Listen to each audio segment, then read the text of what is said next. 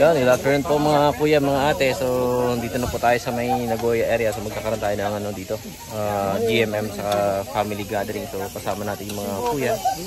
Saka disin tayo yung mga ate din. So, yan, habang nagaan tayo, nagbabarbecue na rin. So, kaway-kaway naman yung mga kuya natin dyan na popogi, oh. Yan. Ayan, oh.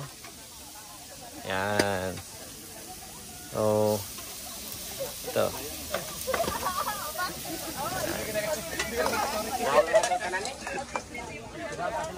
Kuya Jex, napakapuging Kuya Jex. Hello guys, hello po ate. Hello everything. Hello everyone. Nagano talaga si Chris na kailangan magdala pa nito kaya para yung mga ate na. Wala kang akong kuya nakikitang dinala mo eh. Ah, grabe naman. Wala akong nakikita eh. Wala akong nakikita. Pare ba? Ilagay na lang namin dyan ha. Uy, nangayaw ka sa gawa. Pasensya, wala na karabag ko din. Ang madera na. Bumulta daw to eh. Ng isang kahong beer. Joke. Ano na? Kahong beer. Ang aga, no?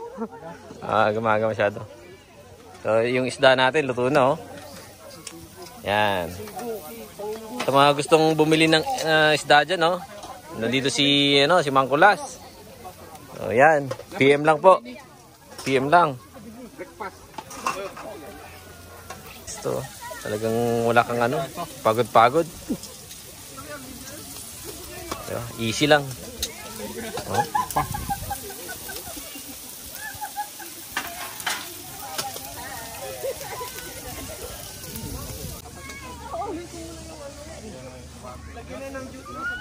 Hindi, kasi nakapagtanga ron. Nakakita ni Ate Mengay. Sabi kong ate o, pamilya. Yan, patay na kuya, patay na. Patay na? Patay na nga yan. Patay na? Sumusobra na eh. Sobra, sarap niya na. Ano yan? Ano ba yung tawag dyan natin? Ako, hindi ko alam eh. Sa niluto ko lang siya. Ano yan? Wala rin daw. Hindi iba yung humba sa Pero hindi ko umba to ate? Hindi eh, basta nilagyan ko lang ng sugar Sarap niya, tsaka store anise. Yan. Gatas kuya, hindi pa ako tapos. Kakanin. Pansit. Ano to ate? Hopia. Hopya. Yan, hopya mani popcorn. Tapos ito naman, Bukupay. bukupay. Wow, may bukupay, oh. Kainin ko dito na mukha. Tignan, sabi ko na nga eh. Nababasa ko na yung nasa nasa gusto niya mangyari eh. Kasi baka sabihin nyo. Patingin-tingin, kunwari eh, kakainin na kagad. Ano na yun, nadikit mo sa kamay ko, tikman ko. Kagapin mo na. Ano ate, anong lasa? Sarap. Yummy? Oo, yummy daw. Diyos ko po. Mamaya mauubos natin yan. Mananaba na tayo ulit. Mananaba daw ulit. O sige po, mas magiging magaling ako pero hindi, ang hirap talagang i-control yung mga sa Japan, yung tao. Independent, nandun na yung pagiging independent natin. Alam mo naman parang umaga kasi trabaho ng mga kaya hindi sinakama. Ako lang nakikita ko ni Chris sa trabaho. Hopefully, yun, nainano namin na magkaisa-isa lahat. Yun. Magpaka na rin. Yes. Pero sa amin nga sa namin. Pero pangalan ko yan. Eric. Eric ng Nagoya. Sakay. Sakay. Bigyan mo na agad kay TV na Yan nakaka-stress. Sarap talaga yan kuya, pag nagkaisa tayo, punta tayo na sa kaya, may alak na dyan. Yan. Punta ka ba ng gipo, may kung kailangan mo ng truck, may truck na dyan. Lawyer, may lawyer na pati. Matik. Tapos isa pa ako yun nga, ako rin ang mag-isip ko na Ako. kain sa amin.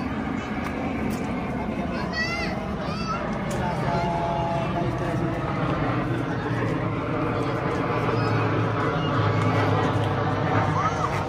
Napakaganda ko yung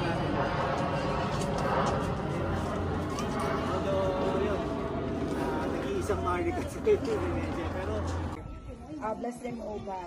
And this is we pray. In the name of the Lord Jesus, amen. Pray, amen. Amen. Thank you very much mga kuya. Today, meron pa tayong representative from our new inducted president from Gifu, and of course yung representative natin, Kuya Vice, no? From Maharlika Eagle Strad na Sakae. Kuya Raf, Mga Magandang tanghali sa lahat. Salamat sa pag-imbita, Kuya Bray, dito sa ninyo, family in Jamin. Una, ang gusto ko lang to, nagpupunta talaga ako dito para ako mismo magbigay ng papasalamat kay Kuya Brian sa tulong sa induction namin. Tapos, salamat na rin po sa mga ate from GLIC, no, na during induction namin ay kusang loob talaga silang nakita nila yung laksis namin. Salamat mga ate na mayroon kayong kusang loob. Yung initiative ninyo talaga ay napakalaking tulong yon sa amin sa Gipo International Eagles Club. Hindi ko masasabing successful yung induction namin kung wala kayo. Talaga na-appreciate namin yon. Hindi ko na kayo isa-isahin, alam niyo kung sino kayo.